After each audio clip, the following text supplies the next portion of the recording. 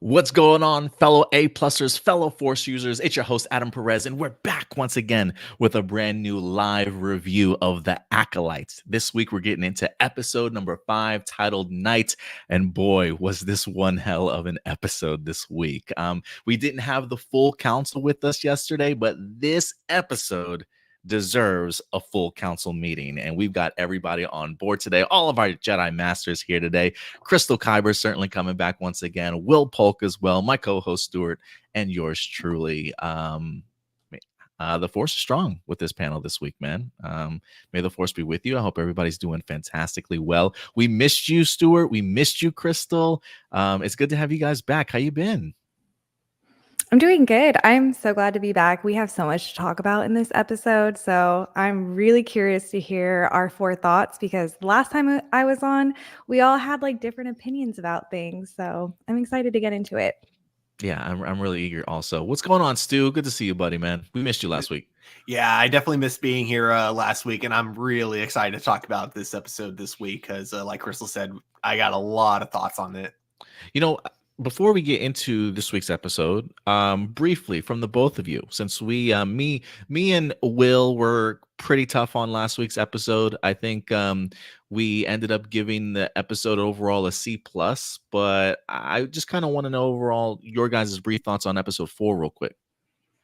I think a C+ is very fair. I did like it more than the 3rd episode, but there was just some things that weren't really working for me. Like, I mean, with Quamir being like overly suspicious, I was like, it has to be something else. But I did like it more than the 3rd episode. I gotcha. And I did see you you did a review this past weekend on another YouTube channel. You guys had a great show. Thank you. Yeah, some great discussion pieces for sure. So I'm glad you got the opportunity to talk about it a little bit.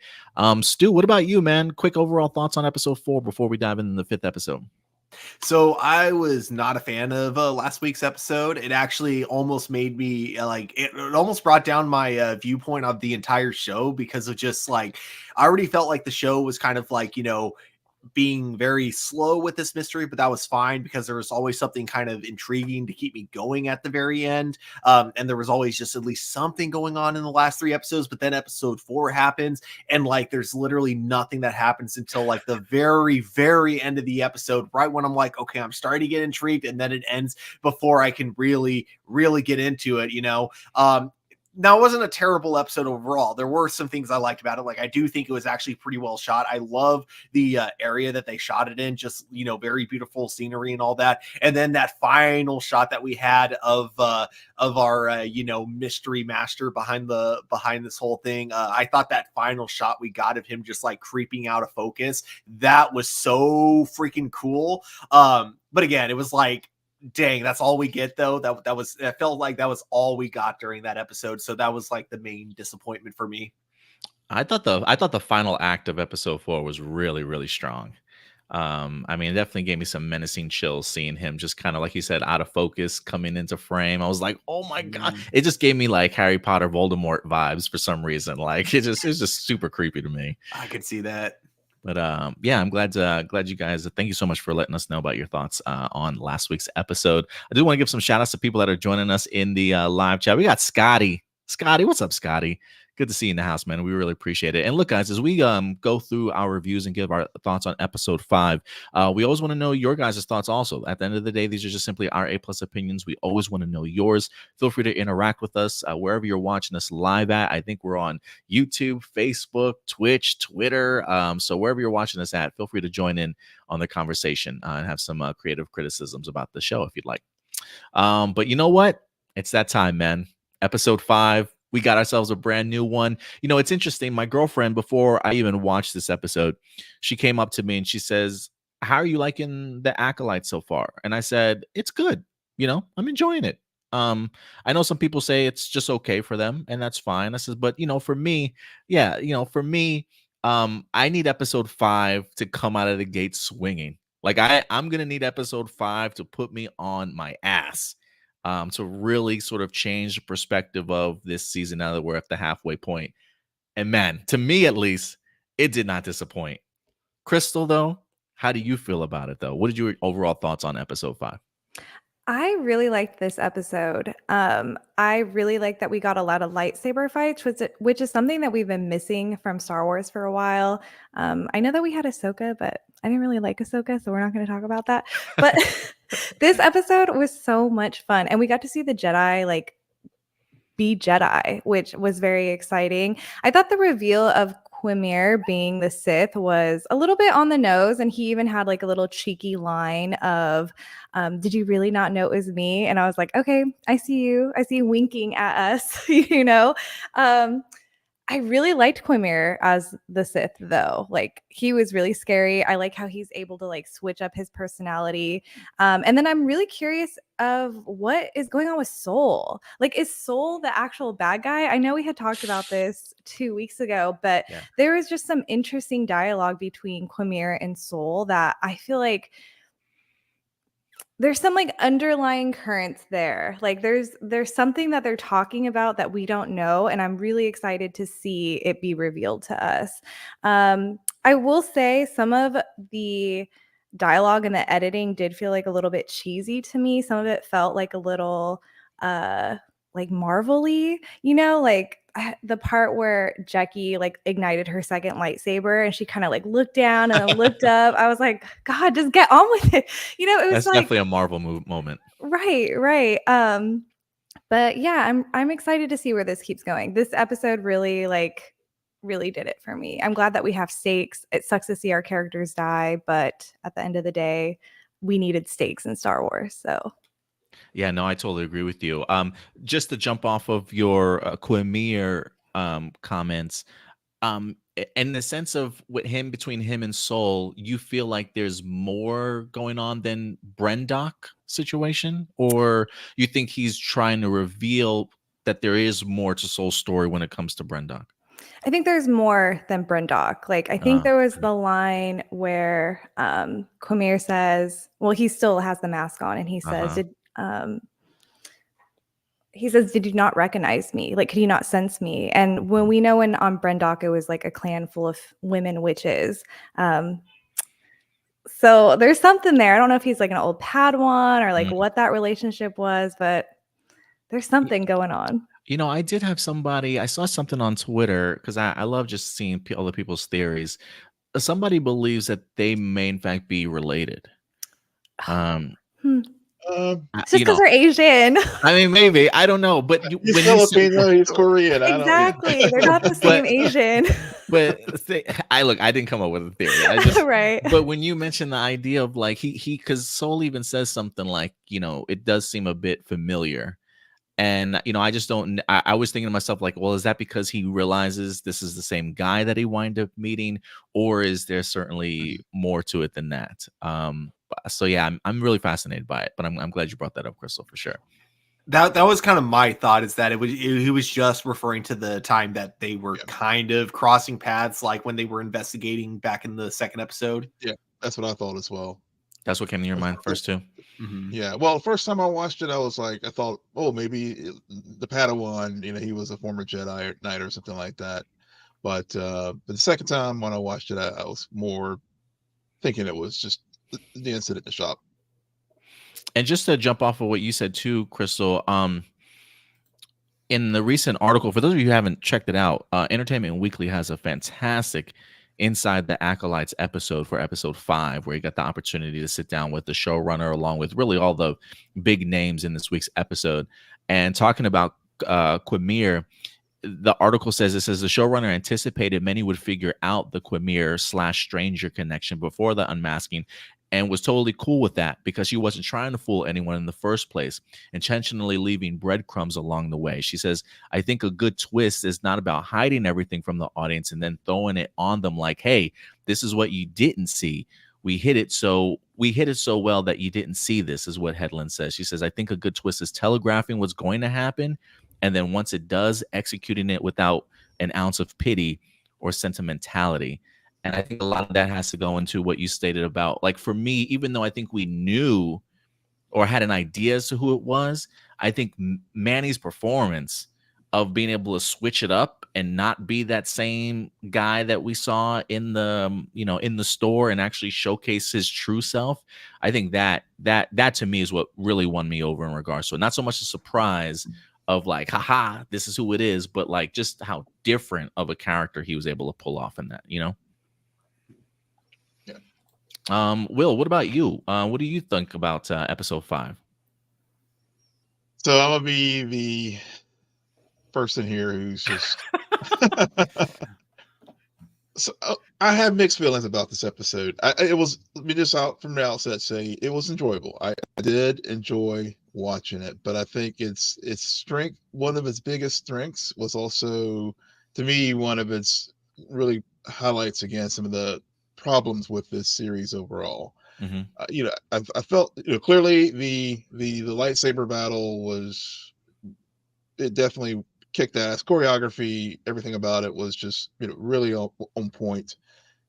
The Saul, really got more invested in Saul and Quamir as far as their dynamic. I think of the characters that have been introduced in this show, those are the two who I feel most vested in. So I think the reason why the lightsaber battles, in particular between the two of them, worked so well is because they did build up that tension. I did feel, and I think it's because I did feel that investment in those two characters. Whereas all the other people who we lost, I think, yes, some stakes are there, but I don't know. Still didn't land for me as far as, 'cause I just didn't feel vested in Yord. I didn't feel vested in Jackie and I think it just goes back to some of the earlier parts of this show that just didn't really do a good job of fleshing those supporting characters out, for at least for me. So that was the the good and sort of mid about how I felt about the episode. The part where I feel like the strength of this episode, which was the epic battle, uh, really sort of, to me, kind of hit a further point of how thin. I don't know. I want to say thin, but I just felt like we got 20 minutes of action just to like, just to get that surge. And like Crystal said, we haven't seen a good lightsaber battle in a long time in the Star Wars, and I just feel like this was the adrenaline rush that we all needed, fans needed. I think you're seeing that reaction of it, but it just, to me, it just, like, again, highlighted some of the deficiencies of the show and how there's still aspects of it that still hasn't fully reached its potential. Now we still have 3 episodes left, so we may get that. We may get there. But I'm enjoying it. I think what's going on, this is just a discussion we just had with what's going on with Quimir and Soul and Brindok. What's the true mystery that is going on there? I know a few weeks ago I did reference, is Saul really the bad guy here? So it may not be how I put it out there when we had a review a couple weeks ago, but I think there is definitely more to happen especially whenever you see May and Osha talking about what truly did happen that night. So those are some of my overall thoughts as far as just to get the discussion kicked off. Yeah, I in regards to Jordan, Jackie, I can understand where you're coming from in that regards. At least for me, for the Yord character, I didn't really have that connection to him. I think if anything, for me at least, what got me was just the shock of it. That was a shock. I mean, No, you did kind of expect last week that like nobody was making it out of here, and I thought for sure at least Soul, Yord, and Jackie were at least making it out. But you said you didn't think anybody was going to make it. It just, for various reasons, and I think one, just to hold up the integrity of the canon that has been established. So and I guess that's the hard thing about prequels. So I just didn't. I also joked in full disclosure that I thought we would get another flashback this week, but I was wrong. It's But, coming, bro. It's coming. yeah, It's definitely- yeah, but yeah, I just just the way things set up, to what Leslie was just talking about, how things are telegraphed. Whenever we got that amazing reveal of the uh, Darth Teeth or Smilo Ren or whatever you want to call him, I was just like, yep, they're all dead. They're all dead.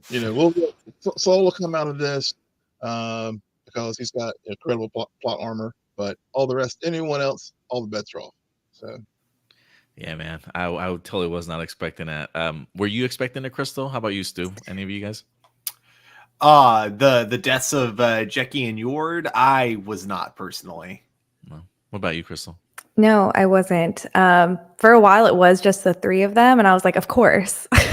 Yeah. I was like, of course. But then when Jackie died, I was a little shook, and then when Yord died, I was like, oh, we're going there. And I felt a little bit worried for Soul for a little while also. But going off of what you said, Will, I have to agree with you. We didn't really get things explained to us, the relationship between Yord and Osha. We didn't really get to care about these characters and them dying. It was kind of like for shock value because they're our main characters. But I really wish we knew more about them. I wish we cared about them more. I want to be sad that Yord and Jackie died. I didn't really feel like this devastation from Soul, even though that's his Padawan and he's kind of like responsible for them. It kind of just got glazed over. So I really agree with you on that. And I do think that's the detriment also to the shows being so short. Mm-hmm. This is a prime example of Star Wars live action. Like, give us 45 minutes, bro. Give us 55, 52. Can we push an hour? I mean, you look at something like The Rings of Power, we got over an hour-long episodes. Yeah, or even, you don't even in the span of the 30 minutes or whatever. Like, for example, we talked about this last week. Whenever they're walking through the forest and stuff, those were, you could do the exposition dump as far as just things to make it work. And we talked about this too a few weeks ago, as far as like whenever Jackie and Osha were talking in the woods, there were, it just felt like, I don't know, this weird editing or just really bad dialogue that things just felt stilted and lifeless. And it was just sort of plugging, so I get, like Stuart said, and I think there was, and Crystal, you too, the shock value was clearly there, but it was a shock for sure, because you expect these main characters to maybe make it to further than episode 5, but at the same time, it just didn't land for me in a way that I was just like, I felt it. And I guess maybe that's just how I like watch shows and stuff, and maybe I just really like to feel things for the characters that I if I'm investing time in, it's like a good book. I want to get invested in it. I just didn't feel that way. Yeah, I mean, I will agree, especially with Crystal, in the sense of like the Yord and Jackie Yord and Osha relationship. While we know that they were close just from episode 1, I definitely wanted to have seen that explored a little bit more. I mean, they only had really like 2 pieces of dialogue with each other this entire season, like the first episode, and then was it last week's episode when they were actually about to head into the woods together. So I really definitely would have loved to have more. For me, Jackie hit me hard for some reason. I don't know why. I think it was the way that she went out. It was such a surprise to me, especially once he unhooks the second lightsaber out of nowhere and just quickly gets her. And I will say I do disagree with you, Crystal, in the sense of like I felt Soul's pain in that moment when he reaches out and he yells. Like, for me, Lee Jung Jae, I think emotionally really carried this episode for me at least. And so when Jackie goes, me and my girlfriend literally had audible gasps in the house. We could not believe that she was gone. But I do think out of all the side characters, I think Jackie has done the best of at least interacting almost with everybody, whether that be Soul, Osha,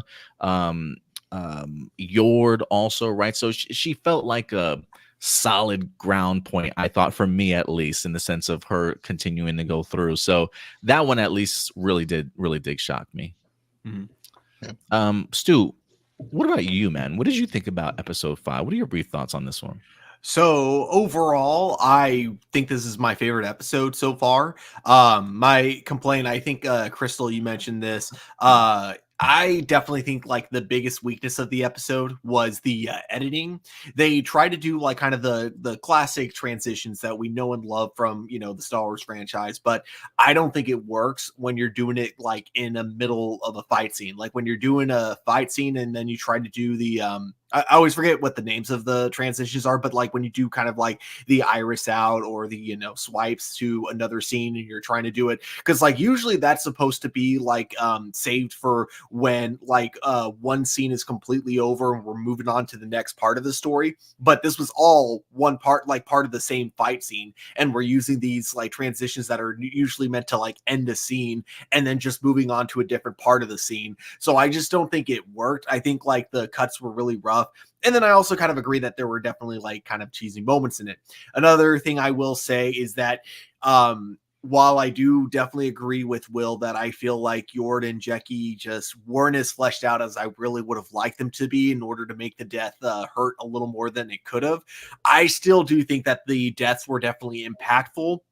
Mostly because while I didn't like those two characters as much as I wish I did, I loved Soul. And so when you really got to see his pain, you really felt that, I think, especially, I think Adam, you brought that up. Like, yeah, his pain, you definitely felt that when he lost both of his Padawans, or, his current Padawan and then, previous Padawan, of course. So I thought that was like extremely well done. And I love the fact that, I think if it was just the three of them on that planet, their deaths wouldn't have quite been as shocking. But I think it was the fact that we had the three of them and a bunch of nameless Jedi who we all knew were going to die in that episode. The moment they introduced all these Jedi that we had never seen before, we're like, okay, red shirt, red shirt, red shirt, they're all going to die. So when you mix those like obvious deaths in with deaths that you don't see coming, I think that's what made those deaths like incredibly impactful.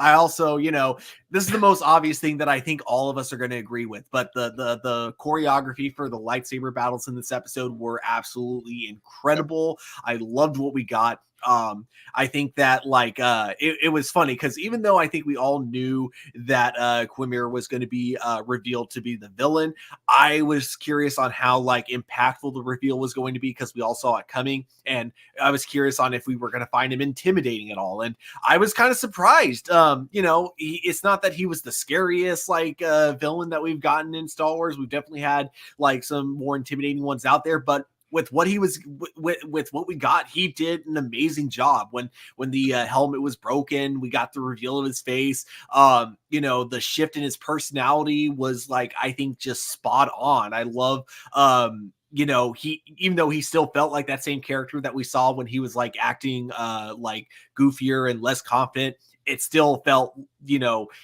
it felt consistent enough to where you can see that character that we get introduced to putting on those kind of personalities. Like he seems like the person that would be super deceptive. And so I loved all that. Yes, the dialogue was definitely cheesy at times, but I think because of the performance, I was willing to kind of forgive the cheesier dialogue at times.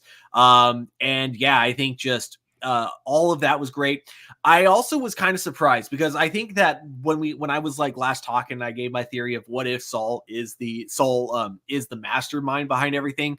I guess a part of me is kind of relieved to just see that wasn't the case, and that like this is the villain, that what you see is what you get. It's very much like they're not trying to add like an extra layer into it, because that's not really the point of the story. The point of the story is really focused on Osha and May. The villain is just there, essentially. He's kind of like Snoke in the sequel trilogy, in the sense that he is a villain. He is probably the most powerful antagonist in this, but it's not what the story is focused on. He's just there as another obstacle, but the real story is still focused on Osha and May, pretty much. So overall, again, my favorite episode so far. Yeah, I think for me too, my favorite episode so far. I will piggyback off of the editing real quick too. I feel like editing has been a problem for this series the entire time. The transitions to the scenes, like I will say there are two editing moments I was a fan of in this episode. And I know usually the side swipe doesn't work, but it worked for me at least two times. And that's during the lightsaber battle with Saul. Anytime Saul like rushed towards the screen or rushed back into battle, the side swipe kind of followed him. And I thought it was actually really helped for great pacing into kind of the next scene.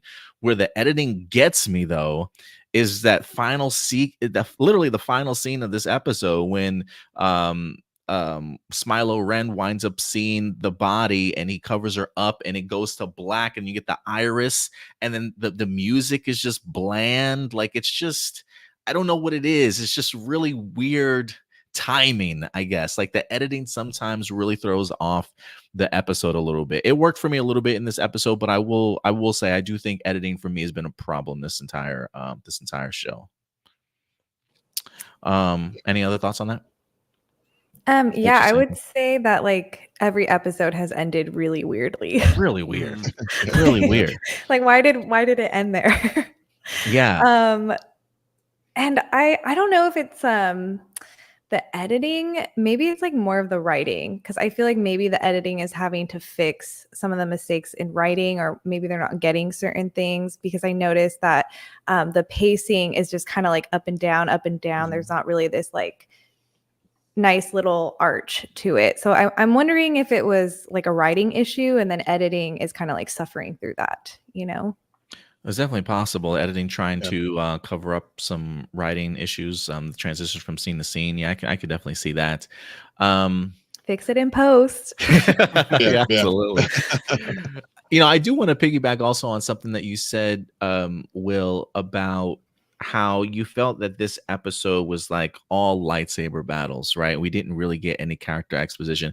I think the reason why I was kind of okay with that is just because I feel like this show's kind of been lacking something, and it's been the action for me. I mean, I know that we've seen some cool lightsaber moments, especially episodes 1 and 2 with May versing against some of these masters and whatnot. But a lot of the other stuff has just been story.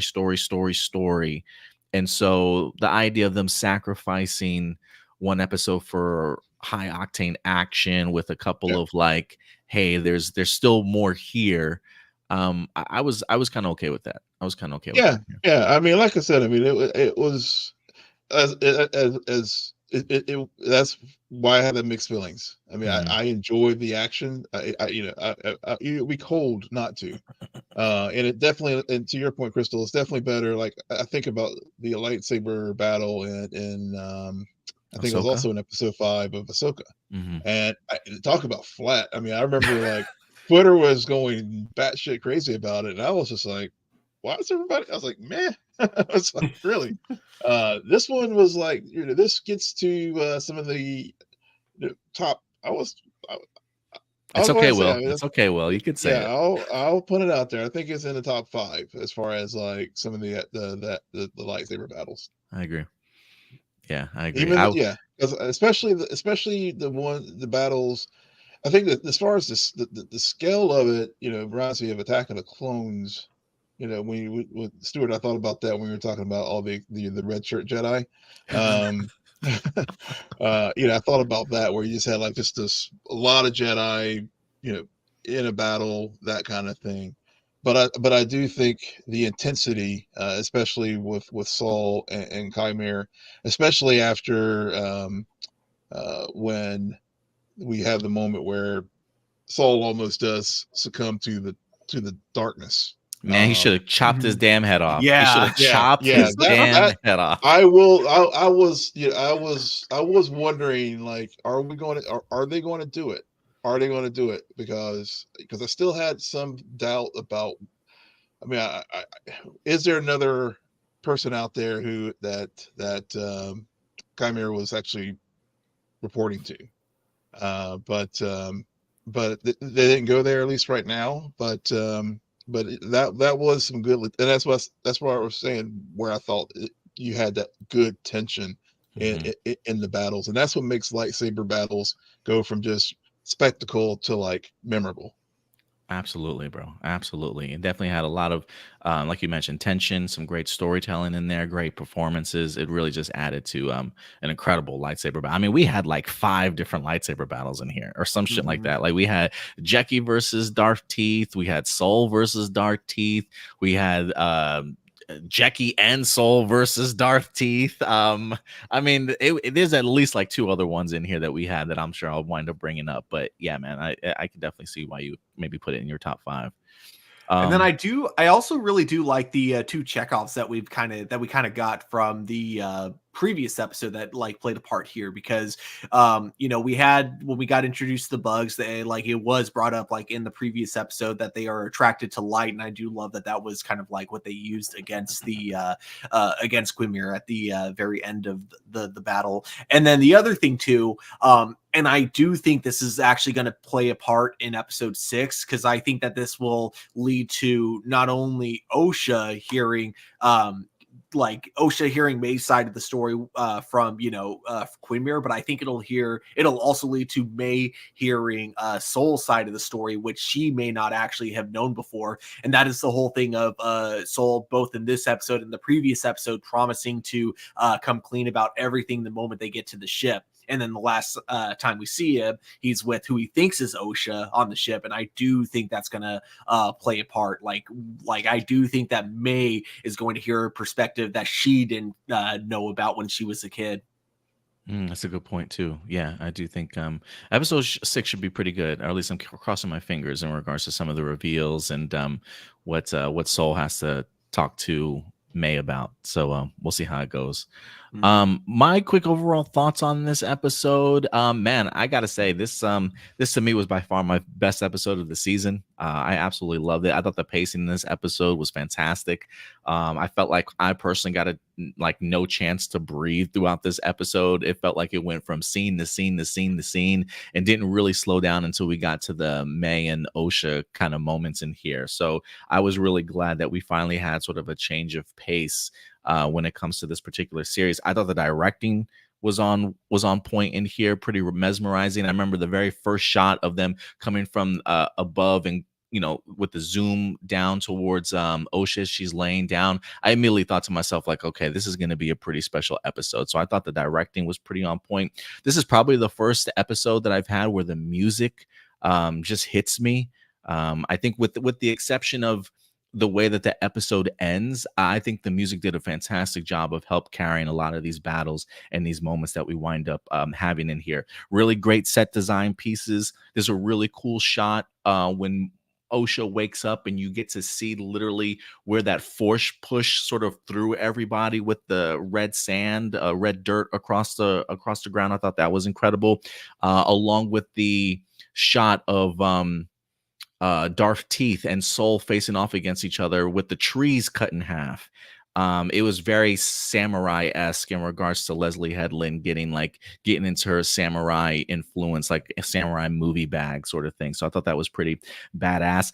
We got the opportunity to see some really cool force abilities, I thought, in this episode. The idea of Yor talking about that he felt like the Sith was sort of like in his head a little bit. We see him even communicating with May as he's leaving, just a sense of dread. So it does feel like he's got some, I don't want to say some sort of like psychic ability, but it does feel like he definitely has an interesting force ability there and maybe a little bit of a healing factor.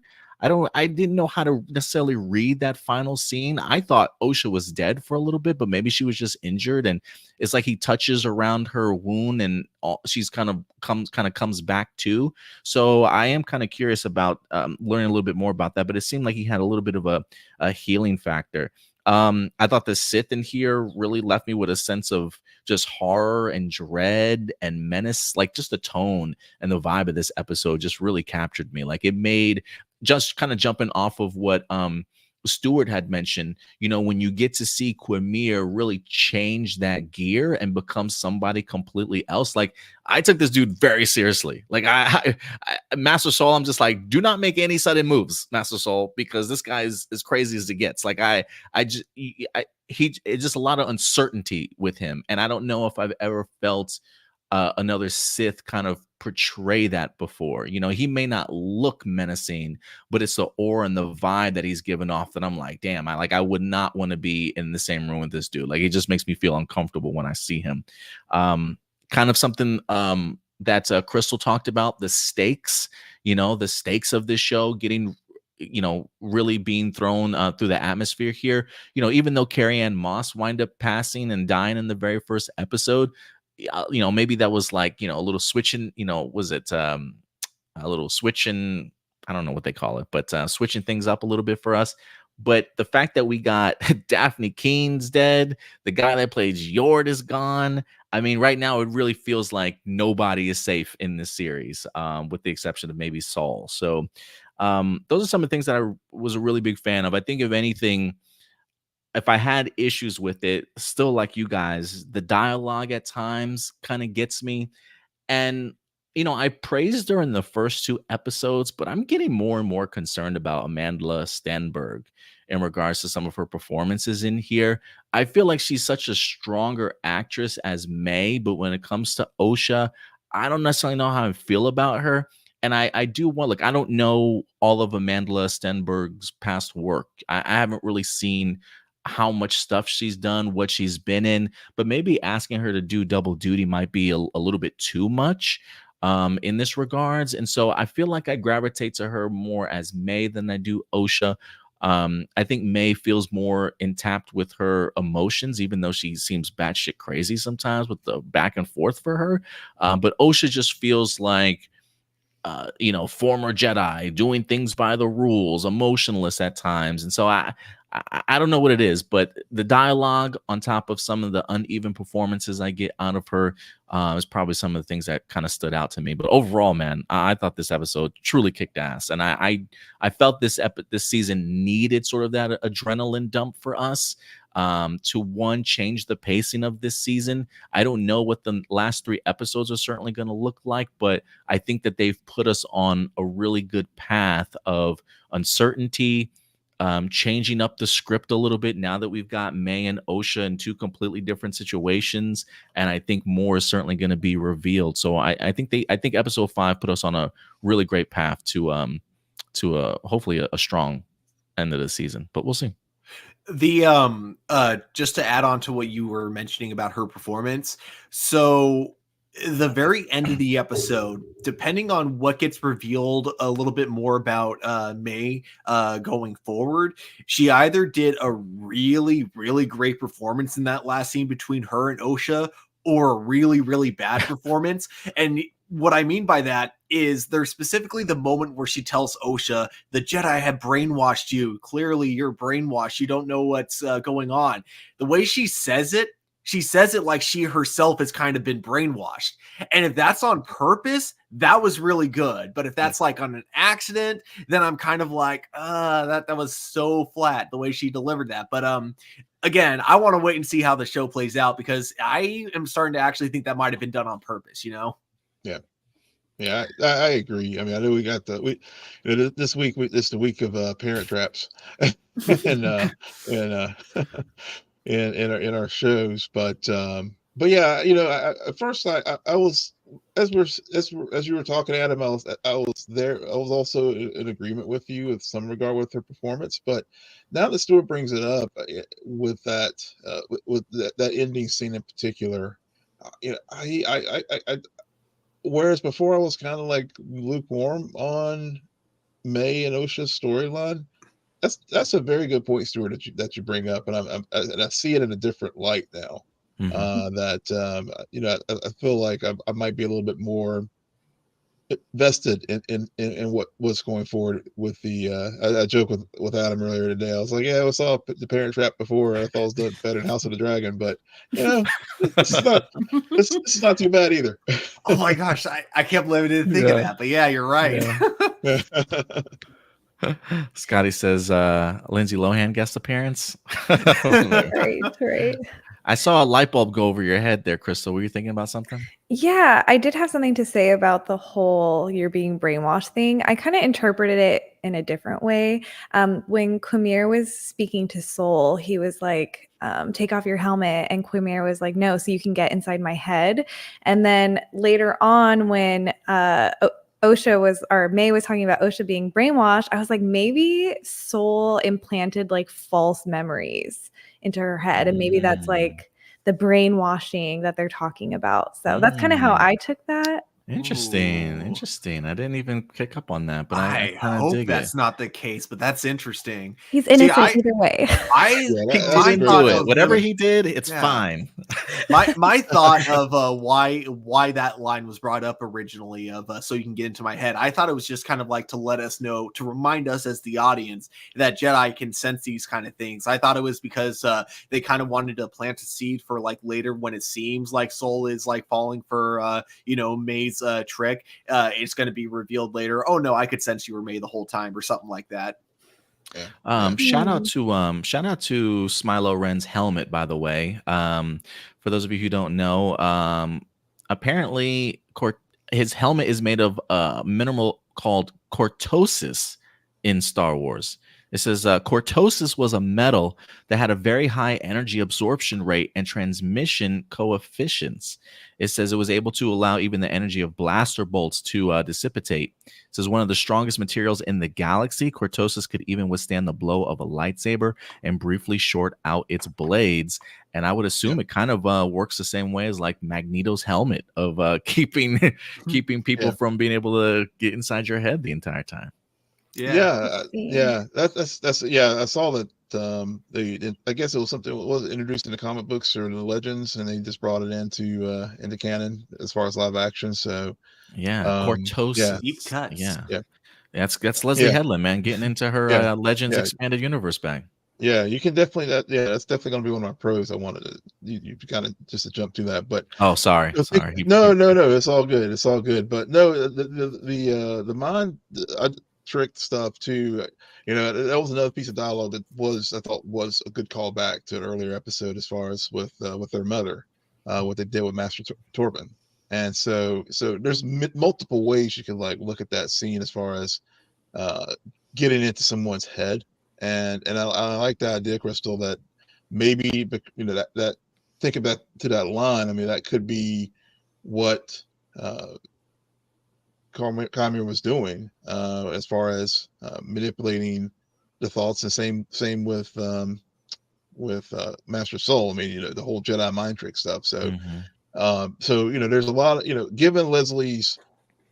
Clearly she knows Star Wars in and out. I mean, there's you may have faults about other things with this show, but as far as the knowledge of the lore, she's there. So and utilizing the lore, we've talked about that here on the show. How the show really taps into a lot of deep cuts and lore.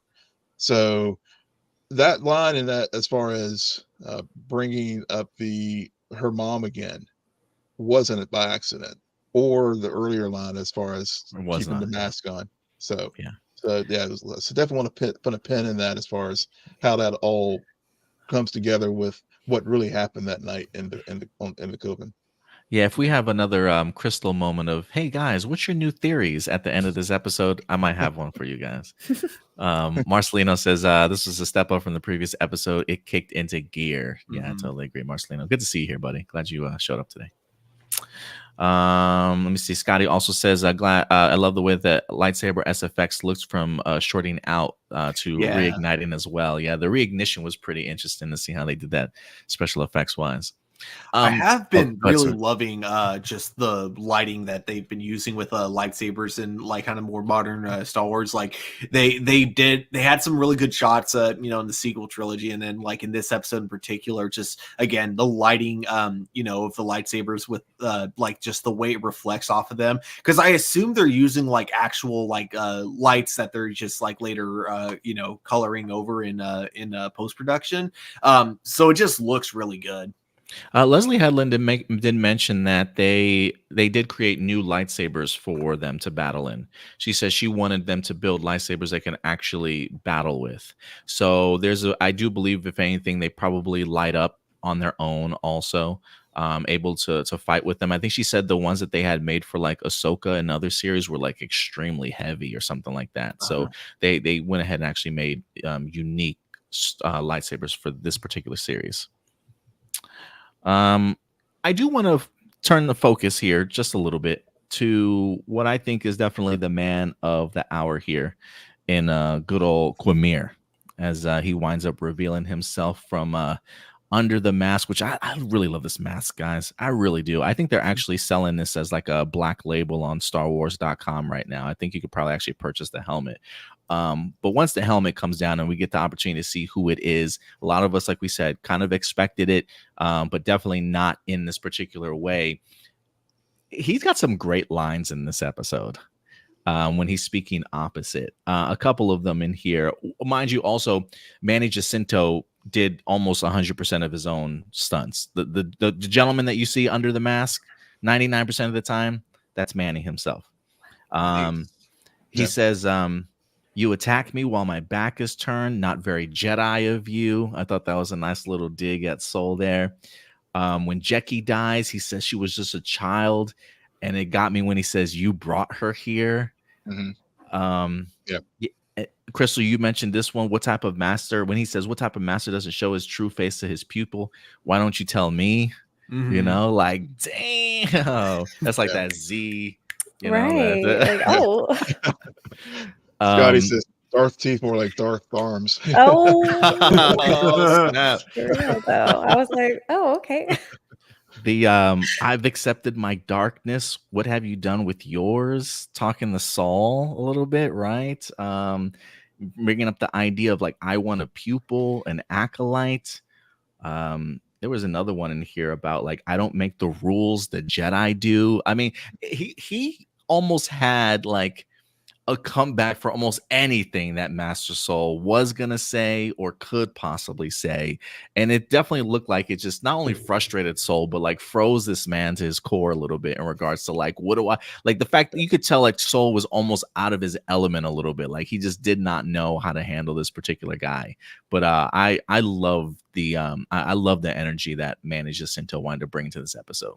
Yeah, definitely. The freedom again, to getting back to some of the callbacks to everything with the witches, and clearly the Jedi were on that planet because they were afraid of other people messing up the order of the galaxy, where they're the only ones who can use the Force or the thread or whatever you want to call it.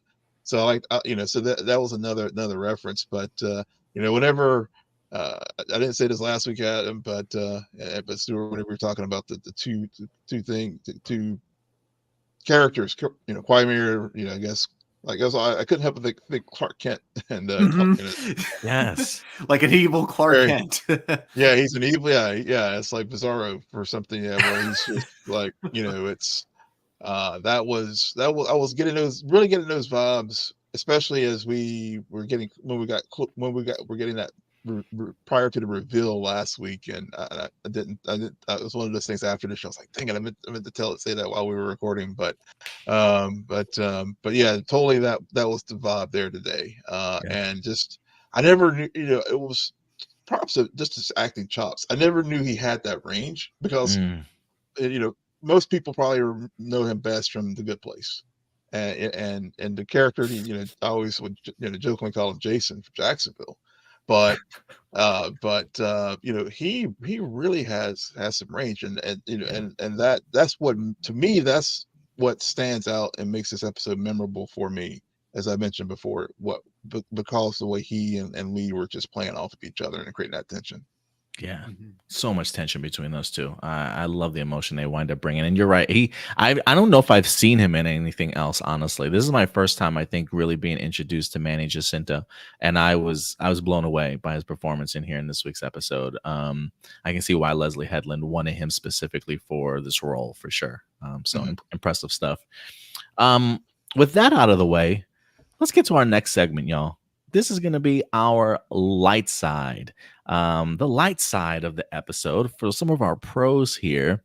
Anybody have any pros for this week's episode in particular that you really want to gush about and talk a little bit about?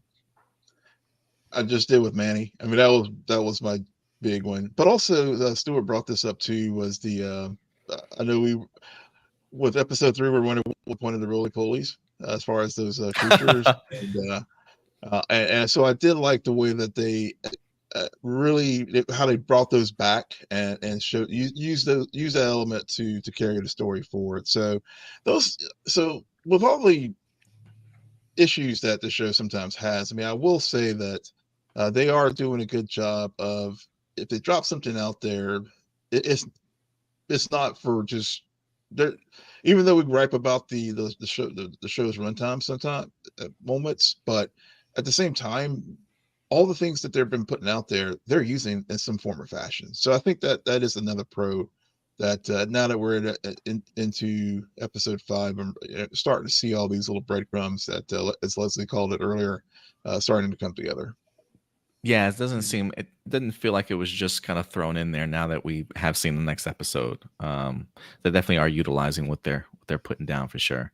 Marcelino says, does anybody get vibes of the black phone when it comes to Darth Teeth? Maybe it's because I just saw that movie. It's so fresh in my mind. That's pretty funny. I get vibes from that, and I get vibes from The Smile, that horror film.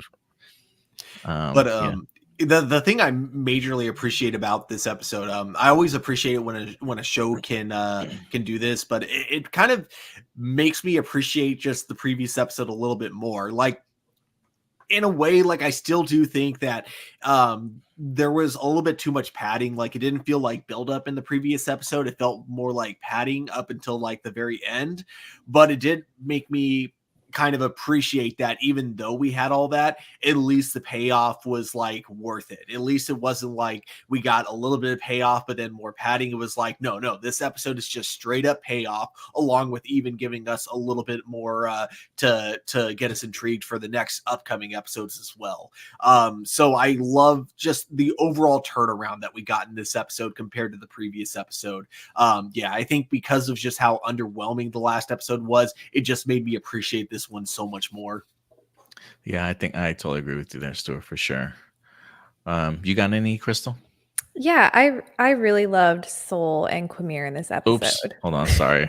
I'm not trying to take the spotlight, I promise. We just look at you while I talk. Fine. It's less pressure anyways. Oh my God. Anyways, I really felt like their last interactions together, or like the last third of this episode, they really carried it. I think the dialogue between them, it was like giving us enough to wonder, but it wasn't giving it all away.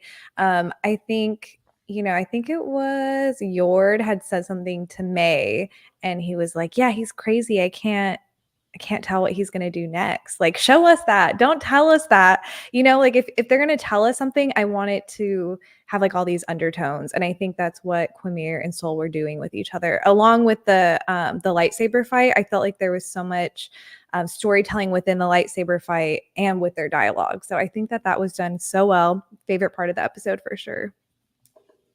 Yeah, I totally agree. I love the moment when Soul is about to chop his head off, and Osha stops him, and I literally got up out of my seat. I was like, no. No, right, yeah, girl, what are you doing? Like, no, why are you doing this? Like the man literally slaughtered everybody. So yeah, it was definitely made me jump out of my seat for sure. But Adam, it's not the Jedi way. F that, bro. Like, tell that to Anakin. Yeah, right. Yeah, like, come on, man. I think this would have been acceptable, right? Soul can do no wrong. I would have been like, yeah, Soul, good job, Jedi. Oh my God, wait, I just had an idea. Uh-oh.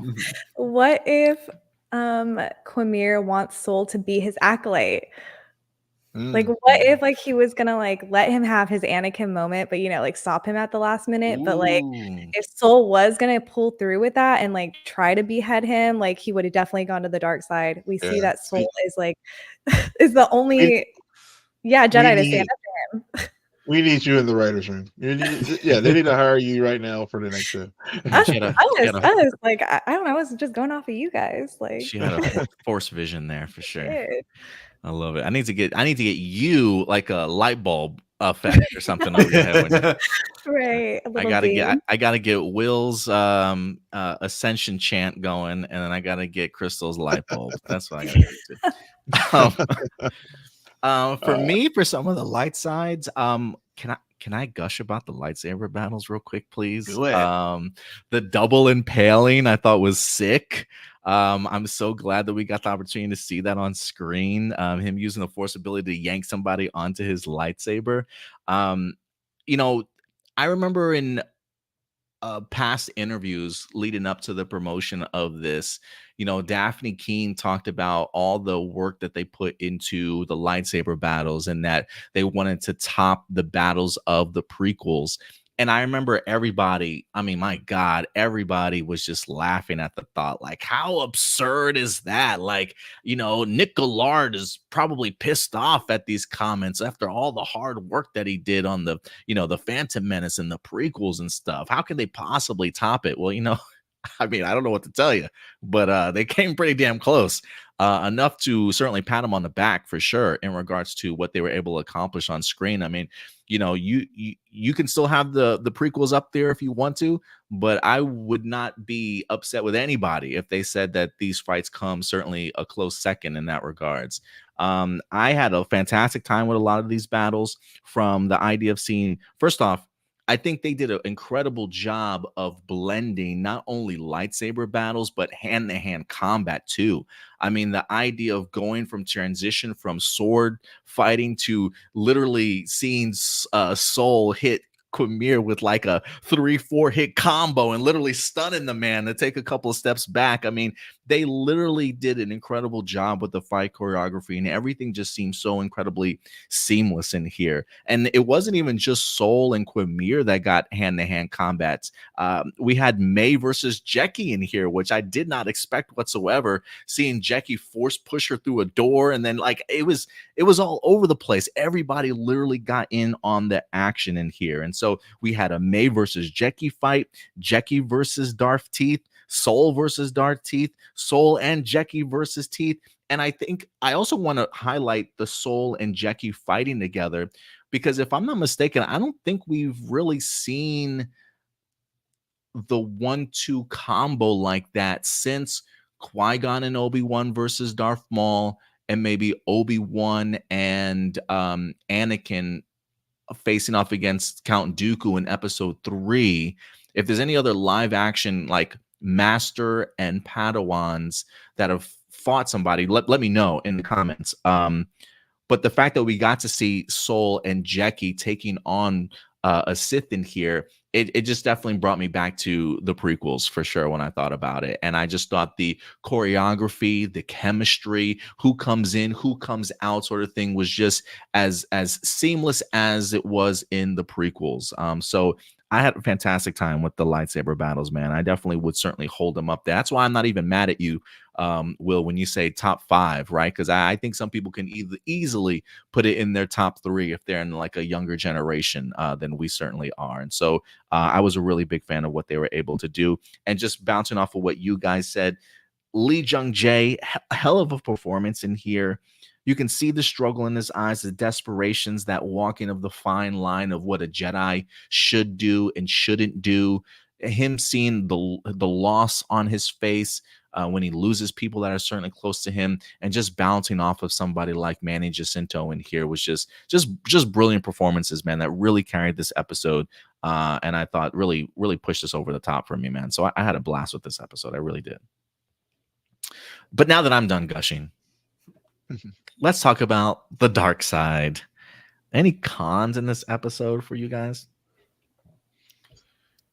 I think I kind of mentioned mine with the editing is kind of like the big one. It wasn't like it was bad consistently throughout the whole episode, but it's just that when there were bad transitions, they just really stood out a little bit more than they should have. Like when you notice editing, then it's bad editing. That's kind of like the rule when it comes to editing. Yeah. If you notice an edit, it's bad. Yeah, for sure. Yeah. Couple. I mean, I guess some of us are suspension of disbelief. But the light, the inconsistencies, I think, with the light.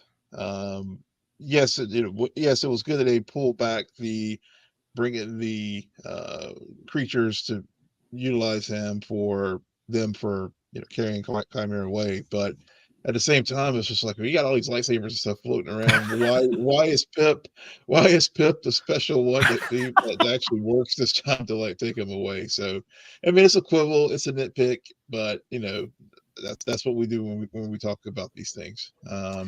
But and then also I guess Basil. I just feel like Basil's just there to sell. No. It's just there to sell, you know, just a cute animal for Christmas. I don't know if it's a con. It's just sort of more observation. Yeah, they're gonna be selling plushes of him for holidays Yeah. for sure. Yeah. Yeah.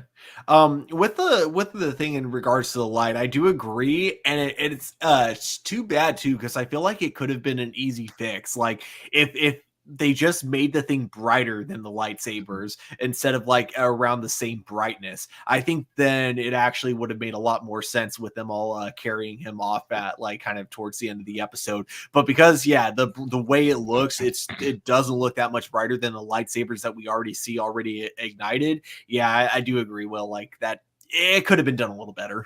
Yeah. Right. And yeah, I like no, and don't Scotty, I apologize. Please forgive me. What about you, Chris?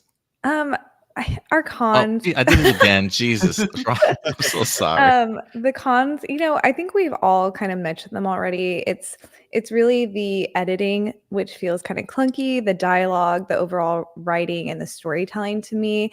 It doesn't feel that strong to me. And part of me is like, okay, well, maybe if we did get like hour-long episodes, but I'm like, what if this was a movie? It might be more tighter. I feel like the story just doesn't feel very tight. Like there's a lot of loose ends, but there's not enough at the same time. So it's kind of like this weird in between of like, I want more, but the more that I'm getting isn't really that good. I want more relationships between the characters. I want less exposition. I want more showing it and less telling. But the showing and the telling that we're getting, I don't know. It's this weird middle ground for me that is kind of like, it's really cool, but it could be better. No, I totally get you. Real quick, shout out to Joseph. What's up, Joseph? Appreciate you certainly coming through today. I will bounce off of what you said there, Crystal, in the sense like the idea of like, could this have been a movie? Could the writing have been tighter? Do we need longer episodes? I get like Marvel television series vibes from this in the sense of I feel like a lot of the Marvel television series are made to be made to be one gigantic movie broken into kind of like 6 parts, or 6 or 8 episodes. And for me, like that's just not television, like it's like they're trying to tell a movie in a TV series format and it just doesn't work the same way. And I feel like that, and that's why I'm hoping Marvel changes up the way that they're doing things. But I feel like with them both being Disney, maybe they have kept sort of that same model of it. And they're thinking to ourselves, well, maybe we view the Acolyte as a movie, but we want to break it down into 8 episodes. And maybe that's where some of it is going. So that's one of the reasons I personally would think. But what do you guys think? Do you think that has anything to do with it? I think that's 100% why the pacing is really off in the show is because of that. It really feels like this was written to be a movie, but they wanted more TV content for Star Wars because the TV side of Star Wars seems to be doing like more success for Disney than their movies. So it really feels like they just wanted to break this up into a movie, so it had to be like rewritten and then re-edited very last minute in order for that to work, or like right before shooting they decided to write and re-edit the script so it fits the format of a TV show. Yeah. Speaking of Marvel, I think about the Marvel Spotlight show Echo, and that was, I think, one of, if not the first, maybe one of the first or few things on Disney Plus that has dropped all at once in the Netflix model. And I think this show, honestly, we've talked about this before. This to me really would have just been okay if they had just dropped them all at once, and so we could just binge watch it. I think it reminds me a lot of Echo, where the way things were structured, whenever I remember we were talking about on our podcast, it was good that they just dropped them all at once instead of trying to make it go week to week. And I'm usually the guy, I want the week to week, but Me too. Yeah. sometimes there are some series that just would be better just to be dropped all at once. But great con, Crystal, for sure. If I did have a personal con for myself, and I'm sorry, you guys can fire me as producer next week. I will say, just jumping off what you guys said before, the May and Osha kind of dialogue stuff, the performances a little bit. I guess we'll kind of have to wait and see in regards to the performances. I do got to bring up the damn flying creatures again. I know each of us have almost talked about them each and every time, but while I appreciate the idea that they go back and make what we had in episode 4 relevant, it made me laugh because I'm like, who wrote the script for this particular scene? Because they go back to the same area and Yord acts like he's never been there. Like he's got the lightsaber. He's like, what's going on? I'm like, bro, you literally just saw these creatures on the tree a second ago. Turn the lights off. Why? Like you were literally one of the people that said, oh, they're attracted to light. Like, bro, you know this already. So it did make me like, what was this scene? Like, I get it, but I just thought the writing was terrible for that sequence. It really jumped out at me. Like, you were just there, bro. So yeah. Every now and then that's common for something like that in a TV show where a character who said something in the previous episode will, say something that and act like they didn't know about in the next episode. But it's weird when it's directed by the same person. So in this particular case, it's weird because the same director did the previous episode, which means he should have known that he already knew about the bugs. That's a good point. And that he was also the one who pointed it out in the previous episode.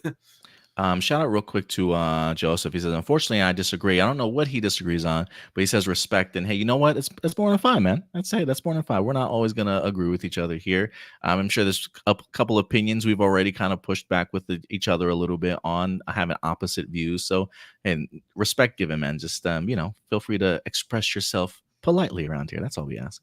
Andrew, what's up, Andrew? Smash that like button. Yes, smash that like button if you like our Star Wars discussions. Going to be going live every Wednesday for you guys, 10 p.m. Central Time for the Acolyte. Also, chat, share your light side and your dark side with us while we continue talking. Oh, Joseph says weekly, yes. Movie, no. Okay. Oh, okay. I can understand that. Yeah. Sometimes the format fits different people, so that's cool. Now that we've got that out of the way, I do have to ask one question. This May and Osha swap. Does Soul realize it? Do you think he doesn't realize it? How do you think they'll explain that? And where do you see the swap going?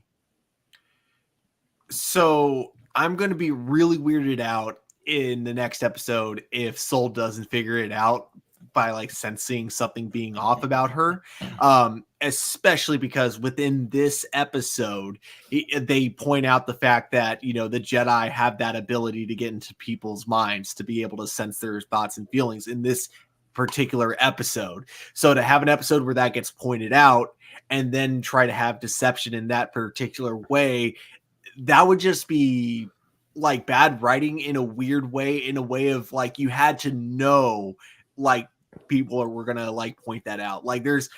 There's bad writing in the sense of not realizing oh wait, I made a mistake here. But that's the kind of writing where it's no, you went out of your way to point this out. There's no way you didn't know that was something that could happen. So to me, it'll be really bizarre if he doesn't figure it out in the next episode. The way I think it's going to go, and I really hope so, I'm keeping my fingers crossed, is I think both May and Osha are going to have completely different perspectives on the Jedi. I don't know if Osha is going to turn to the dark side per se, but she's going to lose a lot of respect for the Jedi. And then while I think May keep her, lack of respect for the Jedi, I think she's going to lose that hatred she has once she hears the perspective from Soul. So basically, I think they're both going to get each other's perspectives in the next episode, and that's going to completely change both of their viewpoints. May is going to be more understanding towards the Jedi. Osha is going to be more pissed off at the Jedi for keeping something secret from them this whole time. Whenever I saw Basil pick up Pip and start sniffing around at the end of the episode, I figured Basil's going to be the one that's going to clue off Saul something's up. Mm-hmm. So that's So see, there's my Basil love. Yeah. But, go ahead, Will. Yeah, but that's just sort of where I think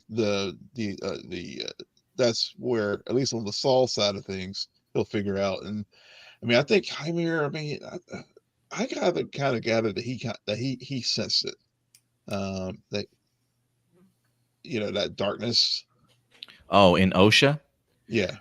Yeah, that's something that we have been kind of talking about a little bit over some of the things that I've been pointing out, especially when we talked about episode 4, was the idea of, I find it odd that she tends to really focus on like the negative part of her time being a Jedi. Like episode 4 for me really pointed out like the hopes that I think Osha certainly had for herself, and like they didn't necessarily come to fruition, right? Like she talked about, there was almost an eagerness that Soul approached her to go on the mission, and she's like, "Oh, the Jedi Order wants me back," and he's like, "Not quite." She's like, "Oh, okay."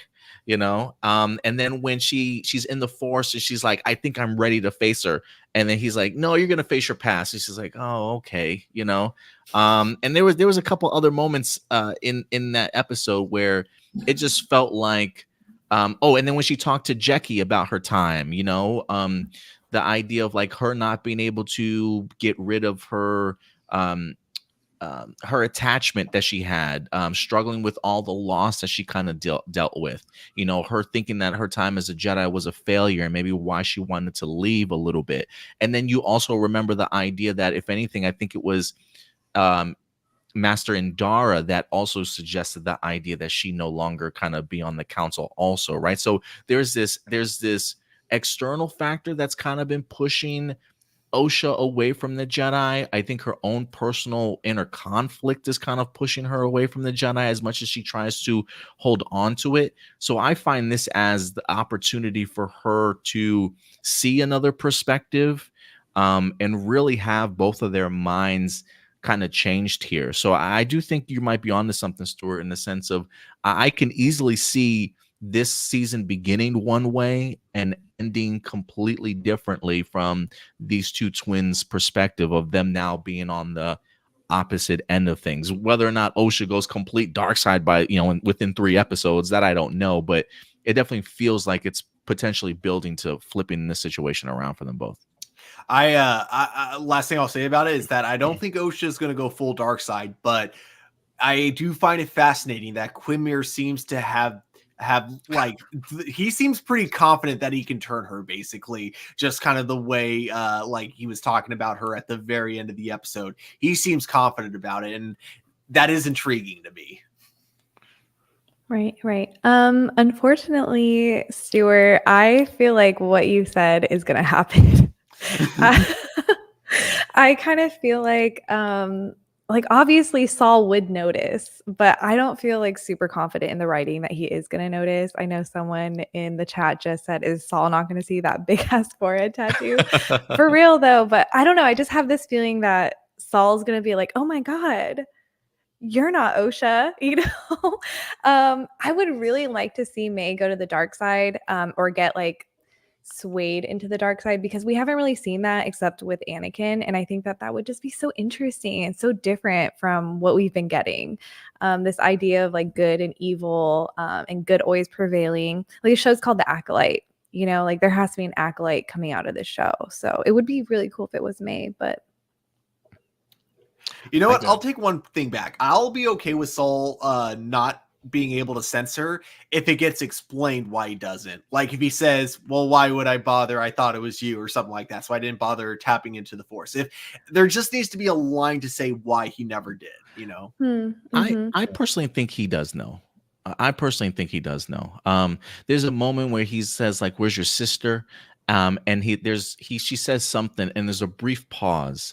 And as there's a brief pause, there's a musical note that winds up coming in as he's looking at her. It's only maybe like 1 or 2 seconds long, sort of thing. And then he winds up grabbing her hand and pulling him up.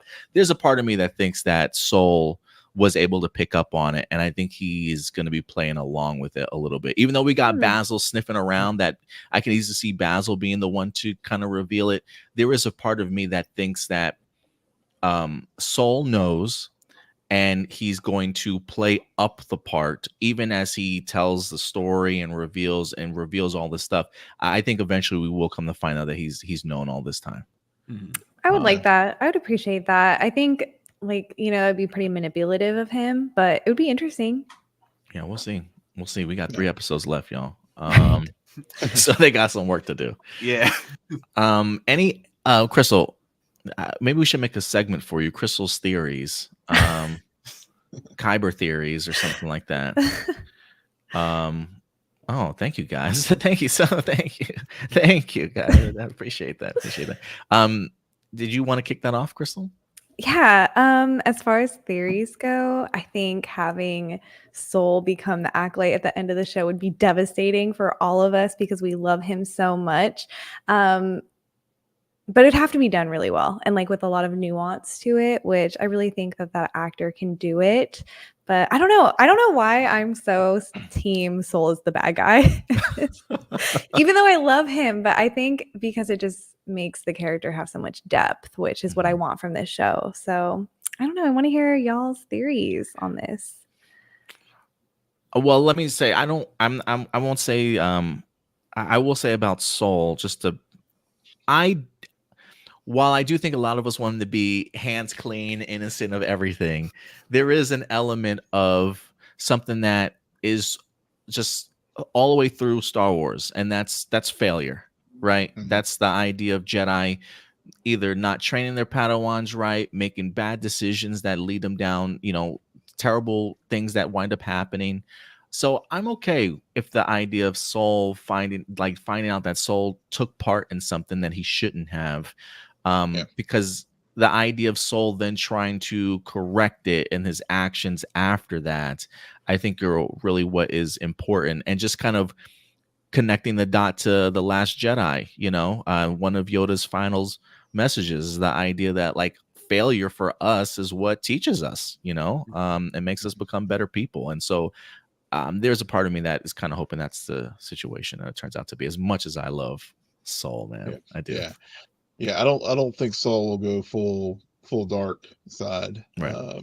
But I think your point's right on the money, Adam. I think that's where we'll probably end up when we see the perspective of what really happened that night. I mean, who knows, man? We were really hard on the idea of like Soul's the master behind it all. So yeah, it's really interesting. Well, and we still have the mom. I mean, because she was not in what we have the two lead witches as far as because I know we didn't see the one Coral, and whenever I have to go back and watch, but I don't think the mom was there either whenever they had the scene of them running out of the mom was on the floor. Mother Anastasia, she was on the floor, when they ran past. Okay, thanks. Yeah, I couldn't remember if she was or not, but so I was just wondering, like, because I saw someone in the chat mention who trained Quimera, and just thinking, like, with all the various the speech that he gave about the darkness, and then maybe Coral is the one who is the one who trained him, as far as because he didn't identify himself as Sith. He just said the Jedi would call us Sith, call what we are Sith. So so again, I think that too is another thing that they're trying to do to, like, keep the canon clean as far as what we learned in Force Awakens. Some people were saying they noticed the Kylo Ren music at certain points in here, hinting at the idea that he might be the first Knight of Ren instead of actually a Sith sort of thing. Do you think him saying that line of, like, the Jedi might call me Sith, do you think that's him confirming the idea that he is Sith, or he's just suggesting he might be something along those lines? I took it as more suggestion of what the Jedi would define him as far as, I guess, dark Force users, whether it's and again, it goes back to the witches as well. I mean, these are, the Jedi are there to keep order in the Republic, and if you're having these dark forces, for example, creating life like they did with May and Osha, this is, we're seeing examples of that in this show, whether it's the Coven or it's this other Force user, which we know is a Sith, but at that point in the galaxy, it's been many years since that term's been tossed about by the Jedi. Mm-hmm. I think it's like also you're hearing it from the perspective of someone who may be in touch with the Force, but isn't necessarily in touch with like, Jedi and Sith history. So as far as his perspective goes, Sith just means like dark Force wielder. So I don't think he's actually declaring himself as a Sith. So I think that, for it, because to me, I feel like a Sith knows that they're a Sith, and so his line, the Jedi would probably call me a Sith, is him confirming that he doesn't see himself as a Sith, which again, I think most Sith know they're Sith, Yeah, I totally agree. I did love his mindset of, look, I just want to use my power freely. Like whatever I choose to use it for, why do you guys have to kind of stop me and make these rules in the sense? Like I kind of love that mentality of his.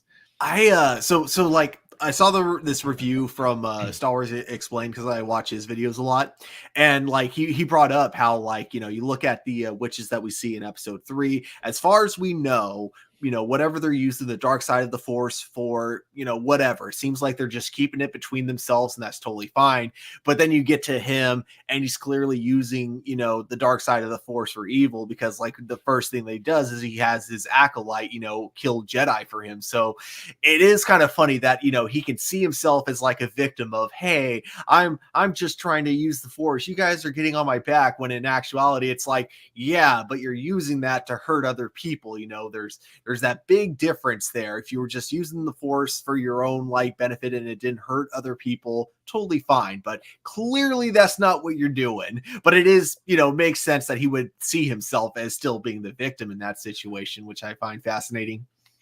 I do want to say this, because I know Marcelino in the chat in the past few episodes, he has mentioned this about who the master is. He has mentioned the idea of David Harewood before. And I find it interesting that Ronan is now bringing this up too. He says David Harewood is cast and his character has yet to appear. Hopefully he's Plagueis or Tenebrows. And Scotty says Darth Tenebrows is more likely master for the time frame if they stick to the established lore. So that's a big what if, but definitely a possibility. So yeah, that's the second person that I've heard in regards to David Harewood, bringing him up possibly as the master. I'm right with you. If I had a theory, Will, I'm right there with you.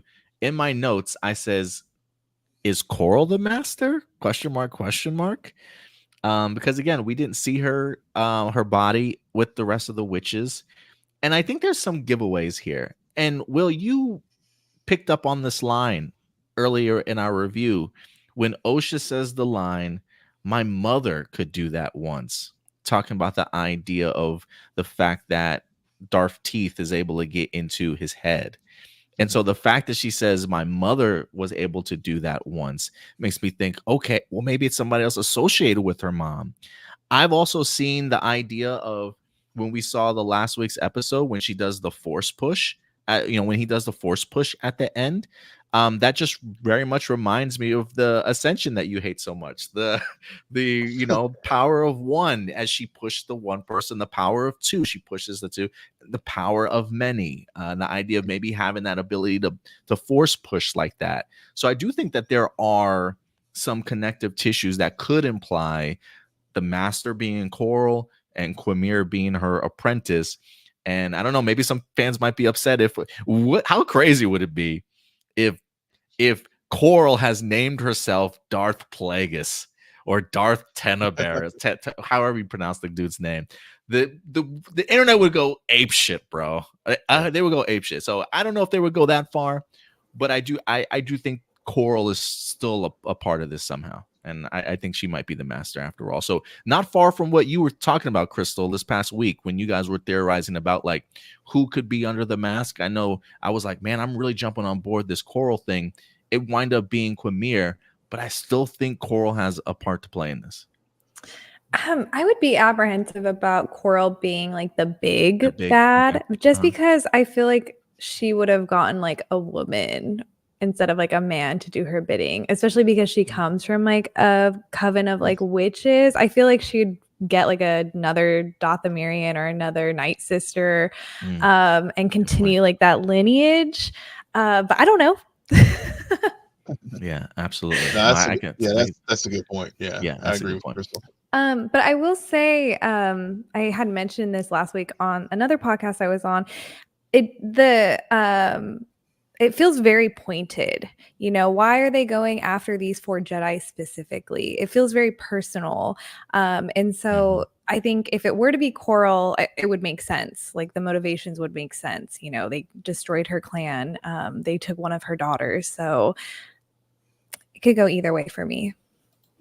And Ronan says, yeah, how does Quamir even know about Soul, what Soul did to the witches? I'm assuming probably from May. Yeah, May probably might have told him. She did give him a weird eye when he dropped Master Soul's name in the last episode, almost like she hadn't mentioned what his name was. Like, how did you know this dude's name? But maybe I misinterpreted that wrong.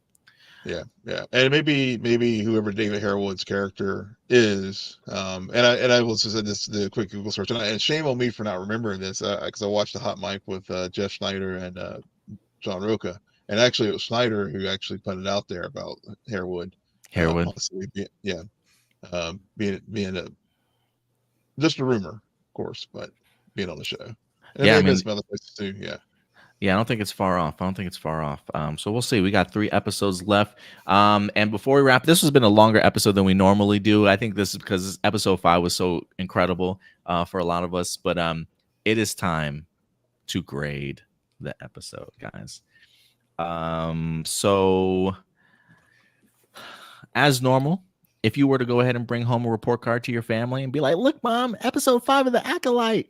Look what it got graded for. What would you guys grade episode number 5? Give me your grade and the percentage.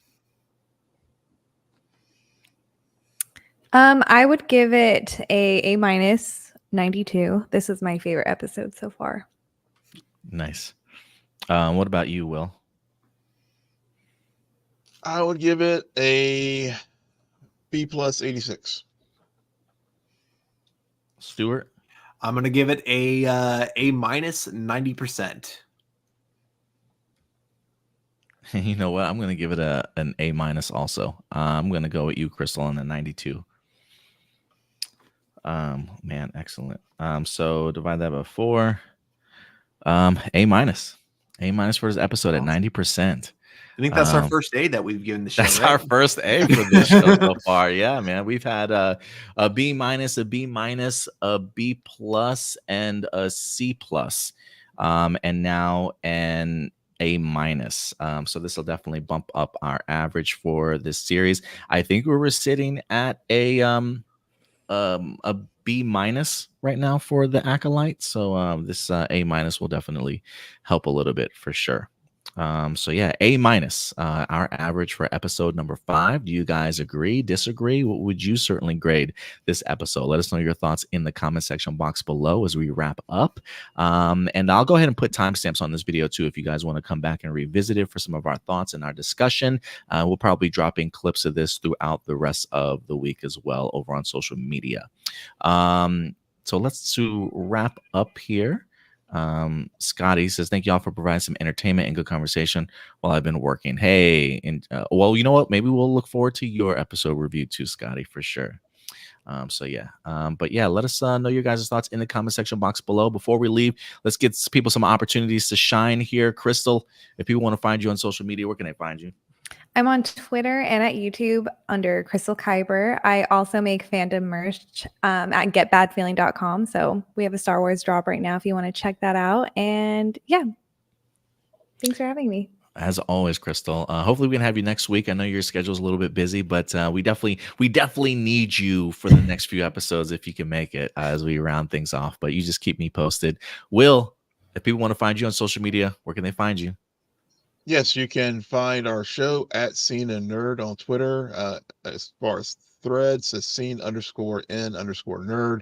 Of course, you can find our website, www.sceneandnerdpodcast.com. See there here on the screen. We're in the middle of our Dragons and Soups reviews right now, focusing on House of the Dragon and The Boys. So check us out wherever you get your podcast. Excellent, man. Excellent. And Stu, buddy, where can people find you? You guys can find me at TurboStew01 over on Instagram. And of course, you guys can find me here at A Plus Hero Report. And guys, if you want to follow us at A Plus Opinions everywhere on social media, we also have a TikTok at Hero Report. If you'd like a forum community, we do have a Discord for you guys. There is a link in the description box below. Follow us there. And look, if you want to help us out anyway, hit that like button, subscribe to the channel, hit that bell notification. It definitely does go a long way to help out our algorithm. Feel free to share our videos if you'd like to as well. But that'll do it for us, guys. We're going to be back for you guys next weekend. Again, live every Wednesday at 10 p.m. Central Time.